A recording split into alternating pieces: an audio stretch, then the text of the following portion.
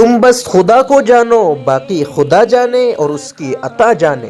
زندگی میں لوگ بدل جاتے ہیں، حالات پل بھر میں بدل جاتے ہیں۔ کبھی لگتا ہے کہ سب کچھ ہمارے کنٹرول میں ہے، اور کبھی ایسا محسوس ہوتا ہے جیسے کچھ بھی ہمارے ہاتھ میں نہیں۔ اصل میں انسان کے اختیار میں صرف نیت ہے، کوشش ہے اور اللہ پر بھروسہ ہے۔ باقی سب اللہ کی حکمت ہے، اللہ کی عطا ہے۔